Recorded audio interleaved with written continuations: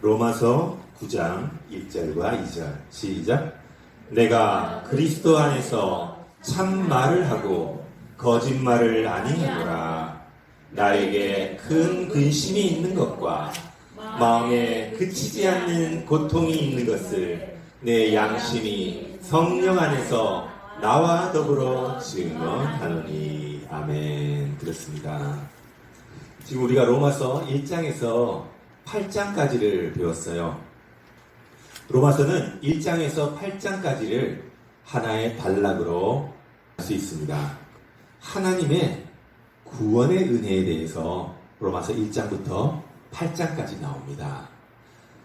우리는 죄인이었는데, 어찌할 수 없는 죄인인데 하나님의 은혜로 말미암아 구원받은 우리의 정체성에 대해서 로마서 1장에서부터 8장까지 나오고요.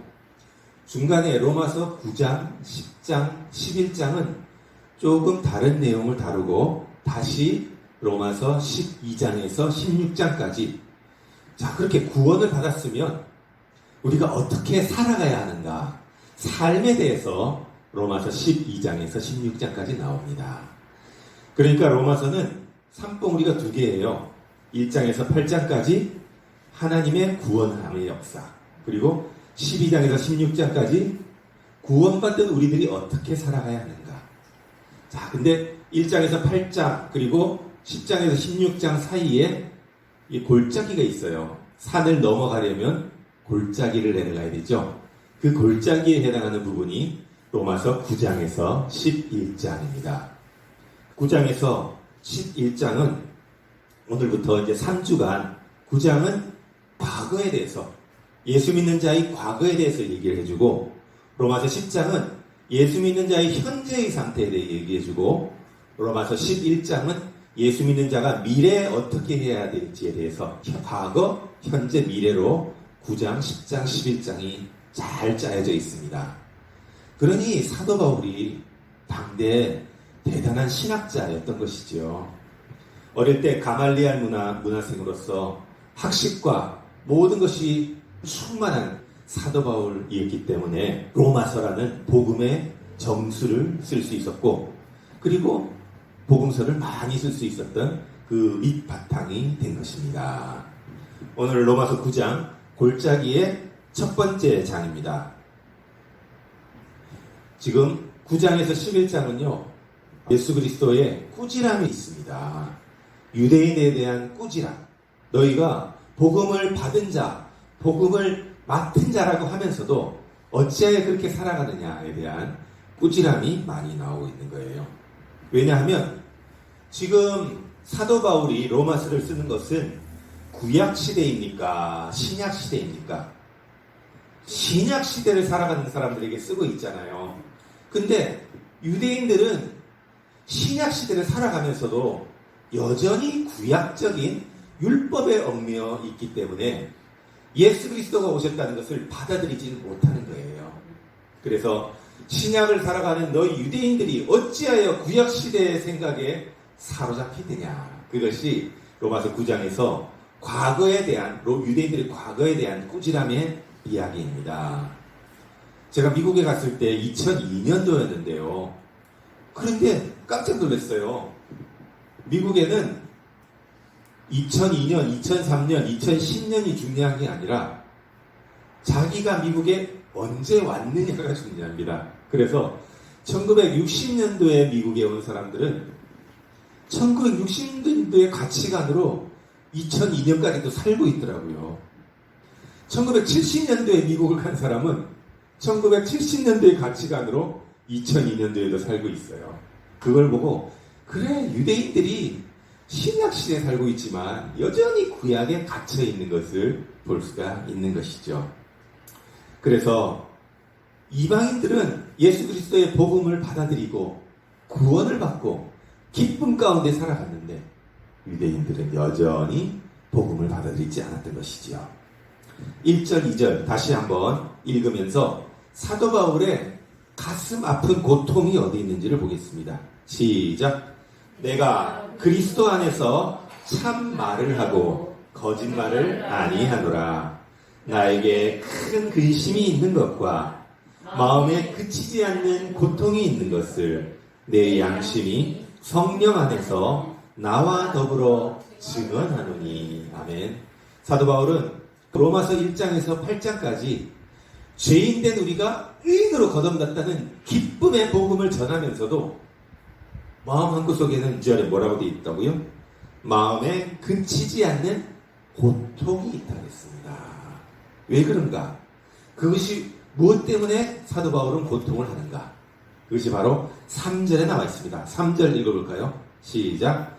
나의 형제 곧 고륙의 친척을 위하여 내 자신이 저주를 받아 그리스도에게 끊어질지라도 원하는 바로라. 아하, 나의 형제 고륙의 친척이 사도 바울에게는 누가 고륙의 친척이었나? 바로 유대인들이 사도 바울의 형제였던 것이죠. 사도 바울은 태생이 유대인이었기 때문에 유대인이 자기들의 형제였는데 그 형제된 유대인들이 예수님을 믿어요, 안 믿어요? 안 믿기 때문에 정말 가슴이 아프고 지금 고통스럽다는 거예요. 그래서 사도 바울이 놀라운 이야기를 합니다. 너희들이 왜 안 믿느냐고 안타깝게 말할 수는 있지만 3절에 보니까요. 내가 저주를 받아서 그리스도에게 끊어질지라도 나는 죽을지라도 유대인 너희들만큼은 구원을 받기를 바라노라. 원하는 바로라. 야, 내가 저주받더라도 너희들은 구원해야 되겠다 하는 그런 자기 동족에 대한 유대인에 대한 사랑이 이 로마서에 그대로 실려 있는 것입니다. 놀라운 일이죠. 성경에 자기 자신의 구원보다도 동족을 사랑했던 사람이 또 한 명 있습니다. 출애굽기 32장을 볼까요? 출애굽기 32장 31절에서 32절. 모세가 여호와께로 다시 나아가 여짜오되 슬프도소이다. 이 백성이 자기들을 위하여 금신을 만들어 싸우니 큰 죄를 범하였나이다. 그러나 이제 그들의 죄를 사하시옵소서. 그렇지 아니하옵시오면 원하건대 주께서 기록하신 책에서 내 이름을 지워버려 주시옵소서. 아멘. 모세가 이스라엘 백성들이 금신상을 만들어서 하나님을 배역한 것을 봤어요. 그러면서 하나님께 눈물로 지금 간구를 하고 있죠. 여호와여 슬프도소이다. 이 백성이 금신상을 만들었사오니 큰 죄를 범했습니다. 그러나 이제 그들의 죄를 사하여 주시옵소서. 만약에 이스라엘 백성들의 죄를 사하여 주시지 않을 것 같으면 차라리 주께서 기록하신 생명책에서 내 이름도 지워주소서 라고 하면서 모세가 자기의 구원은 상관없이 동족에 대한 사랑을 가지고 있었던 것이죠. 지금 사도 바울이 이 모세의 그 사랑을 똑같이 이어받아서 내가 그리스도에게 끊어질지라도 유대인들은 구원받기를 원합니다 라고 하는 놀라운 사랑을 보여준 것입니다. 저는 이걸 읽으면서 많은 반성을 했습니다. 과연 우리는 우리 자녀들에게 이런 마음으로 내가 죽을지언정 너는 구원받기를 원한다. 하나님이여 나는 지옥에 가도 좋으니 우리 자녀들을 사랑하여 주소서라고 과연 그렇게 기도를 했던가? 우리 가족들, 우리 형제들, 우리 친척들, 우리 손주, 손녀들은 내가 지옥에 대식하겠으니 그들은 천국에 가게 해주소서라고 과연 그렇게 했던가? 아니면 그래 기도하고 있으면 언젠가 때 되면 믿겠지 라는 뜨거운 마음 없이 사도 바울 같은 그런 마음 없이 모세아 같은 마음 없이 피부치도 아니에요. 그냥 동족 유대인이란 말이에요. 내 피부치도 아닌 대한민국 사람이 구원받으면 나는 지옥 가도 좋겠다 하는 모세와 사도 바울은 그런 마음이 있었구나. 그런데 나는 과연 내 형제, 내 자매, 내 친척, 내 가족을 위해서도 그런 마음이 과연 있었던가. 그저 구원받으면 좋고 안 받으면 할 수 없고의 마음은 아니었던가. 너무나 회개하는 그런 마음이었습니다. 4절 볼까요? 4절 시작. 그들은 이스라엘 사람이라. 그들에게는 양자됨과 영광과 언약들과 율법을 세우신 것과 예배와 약속들이 있고. 유대인들을 돌아볼 때 그 이스라엘 사람들은 양자됨이 있었어요. 하나님의 아들로 구원받은 선민으로 선택받음이 있었어요. 그리고 영광과 언약들과 율법과 예배와 놀라운 약속들을 유대인들이 가장 먼저 가졌는데, 5절 시작. 조상들도 그들의 것이요 육신으로 하면 그리스도가 그들에게서 나셨으니 그는 만물 위에 계셔서 세세의 찬양을 받으실 하나님이시니라. 아멘. 조상들도 그들의 것이요. 모세, 아브라함, 다윗, 이 조상들도 유대인들의 것이요. 육신으로 하면 그리스도가 유대인의 혈통에서부터 났다는 거예요. 그러나 하나님의 말씀이 폐하여진 것 같지 않도다. 이스라엘에게서 난 그들이 다 이스라엘이 아니요. 하나님의 말씀이 폐하여진 것 같이 그들은 폐역하였지만은, 그러나 하나님의 그 깊은 말씀은 결코 폐하여질 수 없다라는 것이에요. 그래서 이스라엘이 혈통적으로만 다 이스라엘이 아니요. 7절 시작. 또한 아브라함의 씨가 다 그의 자녀가 아니라 오직 이삭으로부터 난 자라야 내 씨라 불리리라 하셨으니. 아멘.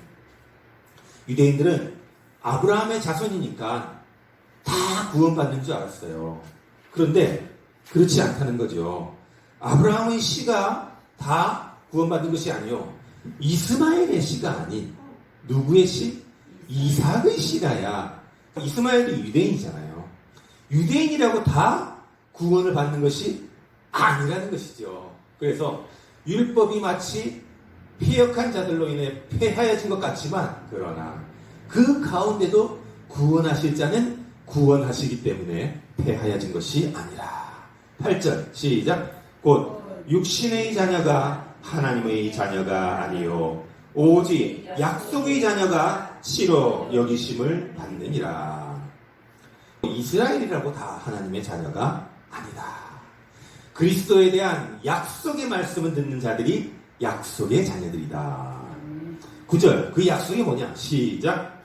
약속의 말씀은 이것이니 명년 이때에 내가 이르리니 사라에게 아들이 있으리라 하심이니라. 아멘. 하나님께서 모세에게, 아브라함에게, 다윗에게 약속의 말씀들을 다 주셨어요. 근데 지금 아브라함이 볼 때는, 아니 내가 지금 99세인데 어떻게 자녀를 낳겠사옵니까? 이 약속의 말씀은 불가능해 보이는 현실 속에서도 약속을 받은 자들을 통해 그 약속을 이루어가는 것이다 라는 것입니다. 암에 걸려서 죽어가는 사람에게 의사는 세상의 눈으로 보면 불가능해 보이는 일이라 할지라도 하나님께서 구원하셔 주시겠다, 하나님께서 낫게 해주시겠다고 하면은 나을 수 있는 것입니다. 우리의 경제적인 사정이 다 망가져서 앞으로 희망도 없고 꿈도 없고 소망도 없는 상황이라 할지라도 하나님께서 우리에게 다시금 일으켜 세워주시겠다 하면은 우리는 다시금 그 약속의 소망을 믿고 일어날 수가 있는 것입니다. 아멘. 10절 시작. 그뿐 아니라 리브가가 우리 조상 이삭 한 사람으로 말미암아 인신하였는데, 11절 그 자식들이 아직 나지도 아니하고 무슨 선이나 악을 행하지 아니한 때에 택하심을 따라 되는 하나님의 뜻이 행위로 말미암지 않고 오직 부르시는 이로 말미암아 서게 하려 하사. 그렇습니다. 리브가가 이삭으로 말미암아 임신했는데, 그 리브가가 그 태중에 두 아이가 있는데 두 아이가 싸우는구나, 그리고 발목을 잡겠구나 라고 얘기했잖아요. 태어나기도 이미 이전에 그렇게 예언의 약속을 한 것이죠. 그렇기 때문에 하나님께서 우리를 택하시는 것은요, 우리가 태어나기 이전이고, 우리가 어떤 선한 행동이나 하나님의 마음을 기쁘시게 하는 거나 행위로서 우리가 택하심을 받는 게 아니라 이미 우리는 나기 전부터, 모태 잉태되기 전부터 구원받은 하나님의 백성이기 때문에 오늘 이 자리에 나와 있을 수가 있다고 하는 것입니다. 행위로 우리가 구원받은 것이 아니고 오직 누구로 말미암아? 11절 오직 누구로 말미암아? 부르시는 이로 말미암아. 부르시는 이가 누구예요? 하나님으로 말미암아 우리가 여기에 있게 된 것입니다. 아멘. 12절 시작. 리브가에게 이르시되 큰 자가 어린 자를 섬기리라 하셨나니 13절 기록된 바 내가 야곱은 사랑하고 에서는 미워하였다 하심과 같다. 아멘. 자, 지금 야곱이 뱃속에 있어요. 하나님한테 선한 행동과 하나님을 기쁘시게 해서 하나님이 야곱을 택했습니까? 아니라는 것입니다. 입대적인 주권으로서 무조건적인 선택이라는 것이죠. 그리고 오늘 우리가 이 자리에 남아있는 것이 무엇이에요? 하나님의 절대적인 선택, 무조건적인 하나님의 선택으로 인해서 우리가 여기 와 있다는 것입니다. 아멘. 자, 14절 시작. 그런즉 우리가 무슨 말을 하리요? 하나님께 불의가 있느냐? 그럴 수 없느니라. 아멘. 하나님께 불의가 있느냐? 가룟 유다, 베드로. 가룟 유다나 베드로 똑같은 사람이에요. 가룟 유다도 실족한 사람이었고 베드로 역시 실족한 사람이었습니다. 믿다가 베드로가 예수님을 3번이나 부인했잖아요. 바다를 바라보고 바닷속에 믿음 없이 빠졌잖아요. 베드로도 계속 실족하는 자였어요. 그러나 베드로는 실족하였으면서도 불구하고 하나님의 음성에 순종하여서 회개하고 다시 믿음으로 일어났던 것이죠. 그래서 하나님께 불의가 있느냐? 그럴 수 없느니라.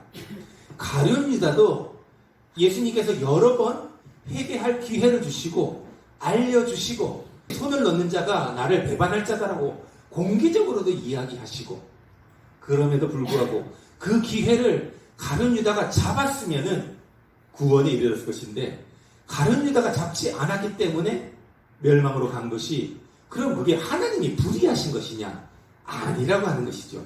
베드로나 가룟 유다나 우리나 다 성정이 똑같은 사람이로되 하나님의 복음을 듣고 거듭나면은 새롭게 거듭나면 새로운 자가 될 수 있다는 것이죠. 15절 시작. 모세에게 이르시되 내가 긍휼히 여길 자를 긍휼히 여기고 불쌍히 여길 자를 불쌍히 여기리라 하셨으니 그런즉 원하는 자로 말미암음도 아니요 다른 박질하는 자로 말미암음도 아니요 오직 긍휼히 여기시는 하나님으로 말미암음이니라. 아멘. 로마서 9장의 주제는요 긍휼입니다. 긍휼. 지금 유대인들이 계속해서 폐역하고 잘못하고 예수님을 받아들이지 않고 나는 선민이야 이방인들 것들하고 달라라는 그런 가운데도 하나님의 긍휼하심이 있었기 때문에 그들 가운데서도 예수를 믿는 자들이 나올 수 있는 것이고요. 베드로도 실족하였지만 예수님의 긍휼하심으로 인해서 그가 새롭게 다시 태어날 수 있었던 것이죠. 야곱이 뭘 잘했다고? 아니요. 긍휼함으로 말해서 선택을 받은 것입니다. 15절에도 긍휼히 여기고 16절에도 긍휼히 여기시는 하나님. 그래서 우리가 오직 믿을 것은 하나님은 근본 선하시고 악이 없는 분이시다. 그리고 사랑하는 자여 내 영혼이 잘된 같이 내가 범사에 잘되고 강건하기를 내가 간구하노라. 이렇게 하나님은 끊임없이 우리를 근본부터 사랑하시는 분이라는 것을 믿고 하나님을 거역하지 않고 주님 안에서 그 선택함, 그 긍휼함을 받아 살아가는 큰 축복이 우리에게 넘치기를 축원합니다. 세상 사람들처럼 하나님이 긍휼함을 바라보지 못하고 하나님이 어디 있어라고 그렇게 폐역하는 무리가 되지 않고 오로지 하나님의 긍휼하심이 우리에게 넘치기를 소망합니다. 17절 18절 시작. 성경이 바로에게 이르시되 내가 이 일을 위하여 너를 세웠으니 곧 너로 말미암아 내 능력을 보이고 내 이름이 온 땅에 전파되게 하려 함이라 하셨으니 그런즉 하나님께서 하고자 하시는 자를 긍휼히 여기시고 하고자 하시는 자를 완악하게 하시느니라. 아멘. 여기도 긍휼이 나왔죠. 하나님의 긍휼로서 바로에게 내가 너를 완악하게 하여 내 능력을 보이고 내 이름이 온 땅에 전파되게 하려 하십니다. 바로를 들어서 이스라엘을 해방하는 데 쓰는 도구로 삼으셨다는 것입니다. 우리 인간의 힘으로는 250만 명이나 되는 그 사람들을 바로의 노예에서 해방시킬 수가 없어요. 모세가 그 역할을 맡았긴 했지만 그것을 이끄신 분은 누구셨어요? 하나님이셨죠. 무엇 때문에 이스라엘 백성을 이끄셨어요? 긍휼하심 때문에 이끌었다는 것입니다. 아멘. 19절 시작. 혹 내가 내게 말하기를 그러면 하나님이 어찌하여 허물하시느냐 누가 그 뜻을 대적하리라 하리니. 아멘. 하나님이 허물이 있어요 라고 누가 말할 수 있을 것이냐. 어떤 분은 하나님이 아니 선악과를 왜 만들어요? 안 만들었으면 우리가 죄 안 짓잖아요. 하나님이 잘못하신 거 아니에요? 라고 하나님의 허물을 이야기하는 사람도 간혹 있을 수 있습니다. 그러나 따먹어 놓고 행위는 우리가 해놓고 왜 하나님을 그렇게 허물이 있다고 말을 하는 것입니까? 선악과는 결국은요, 내 삶의 주인이 나인가, 내 삶의 주인이 하나님인가를 보여주는 거예요. 결정하는 거예요. 내 욕심으로 내가 주인이 돼서 하나님을 밀쳐내고 하나님의 말을 거역하고 내 마음대로 하느냐, 아니면 신실하게 하나님의 말씀을 내가 하나님을 주인으로 여기고 받아들이느냐, 그것이라는 것이죠. 그것이 바로 선악과의 의미가 되는 것입니다. 20절 21절 시작. 이 사람아 내가 누구이기에 감히 하나님께 반문하느냐. 지음을 받은 물건이 지은 자에게 어찌 나를 이같이 만들었느냐 말하겠느냐. 토기장이가 진흙 한 덩이로 하나는 귀히 쓸 그릇을 하나는 전히 쓸 그릇을 만들 권한이 없느냐. 이것은요, 이사야서를 지금 사도 바울이 인용하고 있습니다. 이사야서 29장 16절. 너희의 패역함이 심하도다. 토기장이를 어찌 지흙같이 여기겠느냐. 지음을 받은 물건이 어찌 자기를 지은 이에게 대하여 이르기를 그가 나를 짓지 아니하였다 하겠으며 빚음을 받은 물건이 자기를 빚은 이에게 대하여 이르기를 그가 충동이 없다 하겠느냐. 아멘. 그렇습니다. 토기장이를 어찌 진흙같이 여기겠느냐. 지음을 받은 물건이 어떻게 자기를 지은 이에게 그렇게 대들겠느냐라고 하는 것이에요. 이 부분을 사도 바울이 인용을 한 것이고요. 두 번째, 이사야 45장 9절 말씀을 또 다른 분이 읽어주세요. 질그릇 조각 중 한 조각 같은 자가 자기를 지으신 이와 더불어 다툴진대 화 있을진저 지금 도기장이에게 너는 무엇을 만드느냐 또는 네가 만드는 것이 그는 손이 없다 말할 수 있겠느냐. 아멘. 그렇습니다. 진흙이 토기장이에게 무엇을 만들었느냐라고, 왜 나를 이렇게 안 만들었느냐라고 말할 수 없다는 것이죠. 마지막 이사야 64장 8절 말씀을 읽어주세요. 하나 여호와여 이제 주는 우리 아버지십니다. 우리는 진흙이요 주는 토기장이시니 우리가 다 주의 손으로 지으신 것입니다. 아멘. 바로 이겁니다. 주는 우리 아버지시고 우리는 진흙이요 주는 토기장이시니 우리는 다 주의 손으로 지으신 것일 뿐입니다. 아멘. 그러니 우리 신앙인은 다시 로마서로 들어가서 신앙인은 21절에 토기장이가 하나는 귀히 쓸 그릇을 하나는 천히 쓸 그릇을 만드는데 우리는 그저 그릇으로 쓰임 받았다는 것에만 기쁨을 가질 뿐 나는 왜 금그릇으로 안 만들었어요? 라고 그렇게 우리가 하나님께 말할 수는 없다는 것이죠. 나는 왜 간장종지로 만들었어요? 라고 하나님께 대들 수는 없다는 것이죠. 오로지 그릇으로 쓰임받을 수 있다는 자체만으로도 우리는 기뻐하고 감사해야 한다는 것입니다. 아멘. 자, 우리가 물고기를 한번 보면요.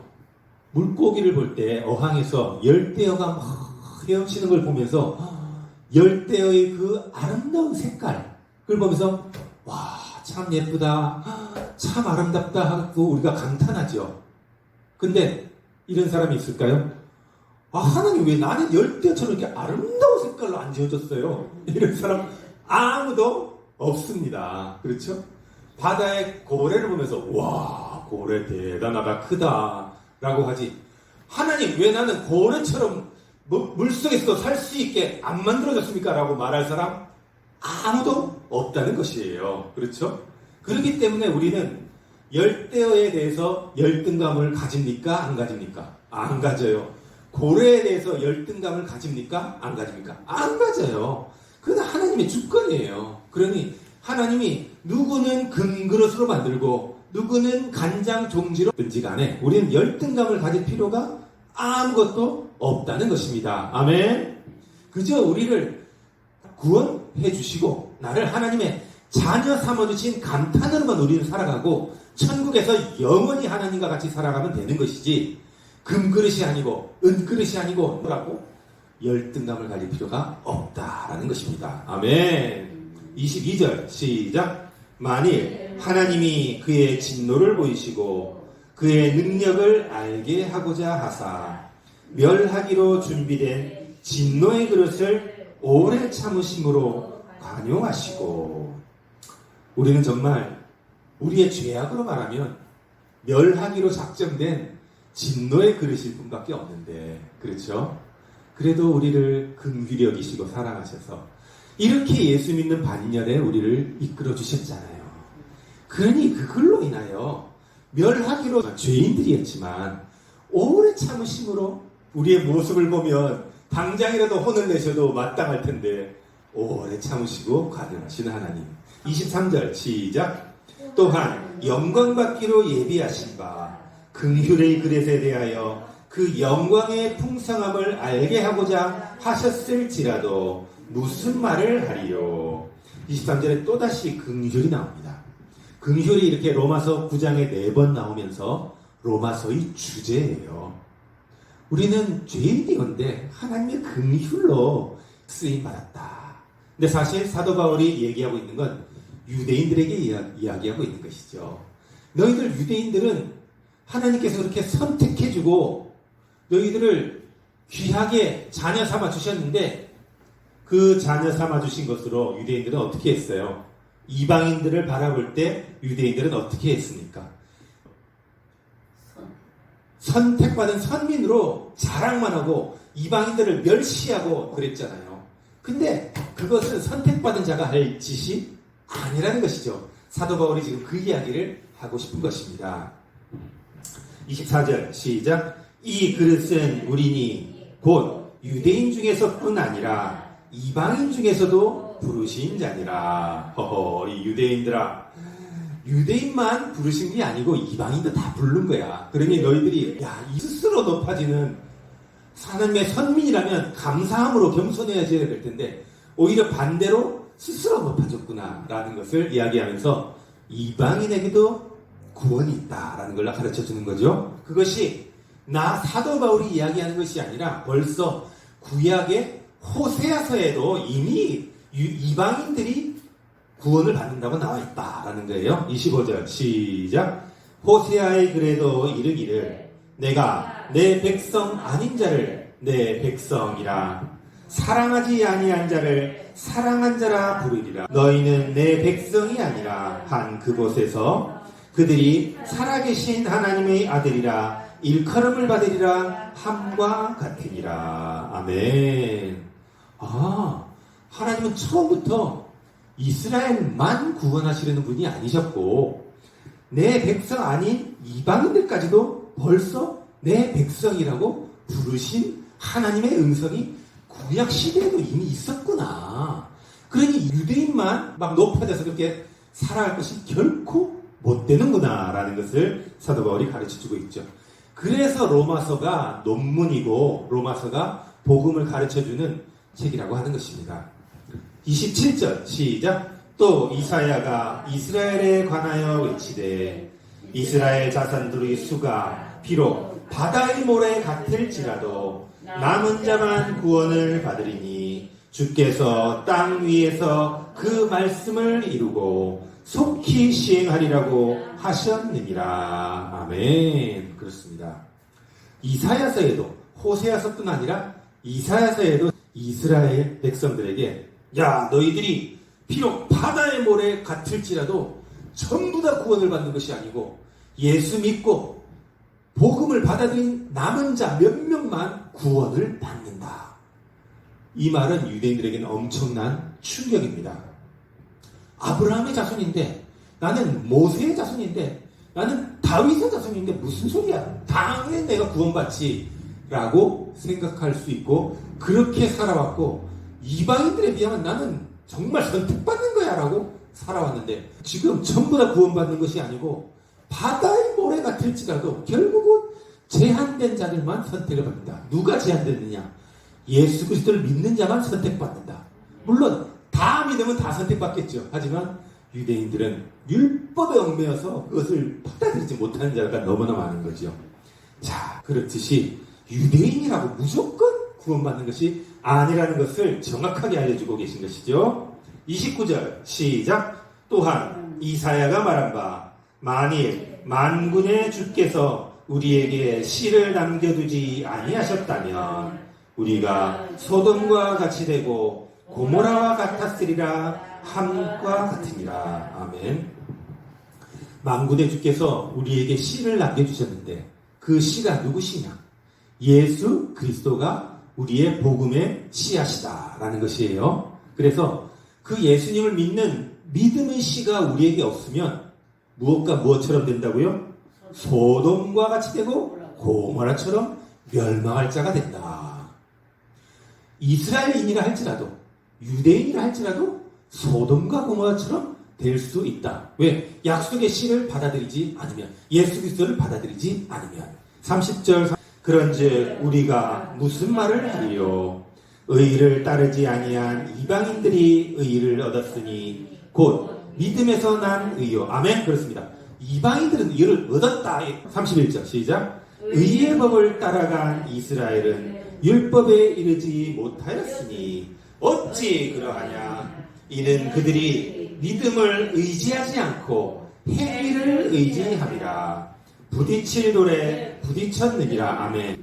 자, 이스라엘은 믿음을 의지하지 않고 자신들이 행위, 나는 거룩해서 일주일에 몇 번을 금식하고 사람들 앞에서 외식하고 제사를 계속 지내고 이런 행위를 의지했기 때문에 예수를 믿는 믿음에 의지하지 않았기 때문에 예수 그리스도를 받아들이지 못하고 거기에 걸려 넘어졌다는 거예요.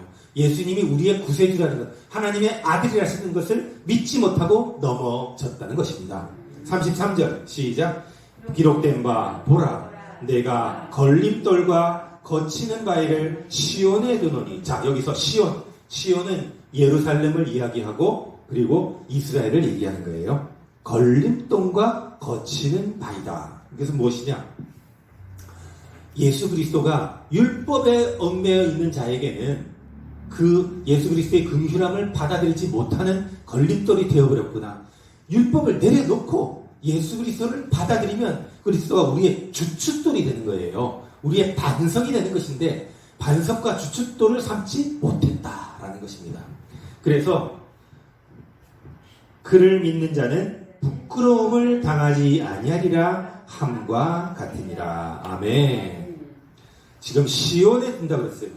시온은 예루살렘이요 이스라엘입니다. 이스라엘에는 한 집은 예수 믿는 집이고 한 집은 예수 믿지 않는 집이 이스라엘에 있습니다. 그래서 예수 믿는 자에게는 예수님이 뭐가 된다고요? 반석이고 주춧돌이 된다고 그랬고, 예수 믿지 않는 집에는 뭐라고요? 걸림돌이 된다고 그랬어요. 그렇기 때문에 사랑하는 우리 모두는 예수 그리스도를 반석으로 받아들이고 주춧돌로 받아들여서 선택받은 유대인들조차 구원을 받지 못했지만, 우리 하나님을 믿는 우리 모든 말씀의 습교회 교인들은 구원받아 영생을 누리는 축복이 우리에게 임하기를 예수님의 이름으로 축원합니다. 아멘. 기도합시다. 하나님 감사합니다. 오늘 또 로마서